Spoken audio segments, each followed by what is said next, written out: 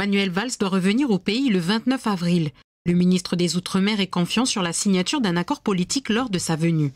Un mois avant, le 30 mars, il a remis un projet d'accord aux différentes parties. Citoyenneté, droit à l'autodétermination ou encore compétences régaliennes, plusieurs thèmes y figurent. Un d'entre eux fait particulièrement réagir, la gouvernance, et en particulier celle des provinces. Dans le document, le projet serait de transférer la compétence fiscale de la Nouvelle-Calédonie aux provinces. Un point qui est loin de faire l'unanimité dans la classe politique, mais aussi au sein de la société civile. Lors d'un séminaire le 22 février, les différents acteurs avaient préconisé la suppression des provinces. Il faut savoir qu'à peu près, les communes et les provinces, ça prend à peu près 70% des recettes fiscales.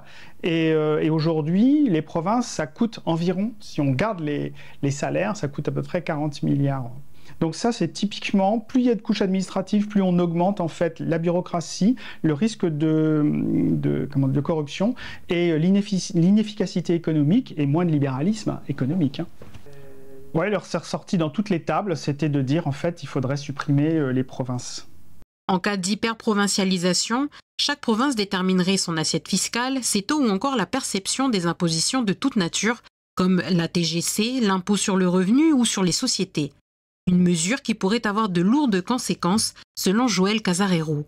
Elles vont attirer par exemple les hauts revenus, donc elles vont baisser. Donc par exemple, au lieu d'avoir plusieurs tranches à des taux marginaux, on va avoir ce qu'on appelle une flat tax, un taux à 10% par exemple, un taux unique. Et puis pareil pour les entreprises, au lieu d'être à 30%, ça va être à 10%. Donc ça veut dire qu'on va baisser en fait. Donc si on fait la somme de l'ensemble des recettes fiscales, ce sera inférieur à la recette fiscale qu'avait la Calédonie avant l'hyperprovincialisation. Deuxième point, quand on a une concurrence fiscale à l'intérieur d'un territoire, eh bien, il y a des gens qui vont aller s'installer, ils vont se déclarer d'un côté et ils ne vont pas être résidents de l'autre. C'est-à-dire qu'il va y avoir une compétition en fait sur les acteurs et donc ça va créer en fait de la distorsion économique. Donc pour une raison économique, c'est un non-sens. Les acteurs de la société civile ont eu l'occasion de partager leur vision de l'hyperprovincialisation à Manuel Valls lors de sa dernière visite.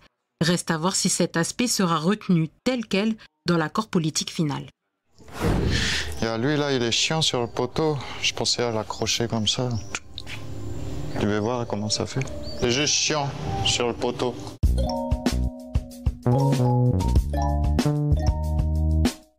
C'est un drôle de chantier qui a eu lieu au Centre culturel Pomimi ces derniers jours. On peut passer un film, le film. Attends, je suis en train de réfléchir.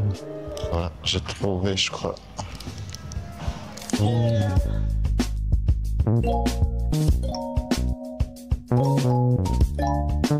Mais ne vous y trompez pas, il s'agit en réalité de l'installation d'une exposition pour le moins originale qui porte le nom de Déchétal. Un projet artistique qui entremêle déchets et végétation porté par deux artistes, Violaine Maheu et Zion. C'est un chantier, on peut dire c'est un dépotoir aussi en même temps. Il y a des outils, il y a des pneus, des bouteilles, des bouchons, des bombes, C'est à base de récup qu'on a ramassé ou qu'on nous a donné, de bouchons, où on customise nos déchets à nous, les bombes. On va parler de recyclage, de upcycling. On crée avec ce que l'on a. Récupération d'objets cassés, jetés, que voilà, tout le monde a l'habitude de jeter comme ça dans la rue, alors que ça pourrait avoir une deuxième vie, voire même une troisième vie, pour vous montrer que tout est possible avec tous les objets et que tout le monde aussi peut le faire. Voilà, ouais, voilà. Comme ça. Et là, il vient là. Voilà. Attends, bouge plus. Et nos deux artistes ne manquent pas d'ingéniosité pour créer des œuvres pour le moins insolites, mais non dépourvues de sens. Les plantes elles rajoutent un plus sur notre expo, c'est la nature qui reprend ses droits sur les déchets. C'est le sens principal du message, je pense, c'est faire avec ce qu'on a et pas reconsommer, quoi. C'est un petit peu une guerre à la surconsommation et au plastique, au tout plastique, alors qu'on a une nature de fou dans le pays et qu'on peut faire déjà plein de choses avec. Le street art, c'est l'art de rue. Et l'art de rue aussi, c'est de la débrouille, quoi. T'as besoin de personne pour faire ce que tu as envie de faire, tu le fais. Le vernissage de l'exposition Déchettal aura lieu ce mercredi à partir de 17h au Centre culturel Pomémie à Koné.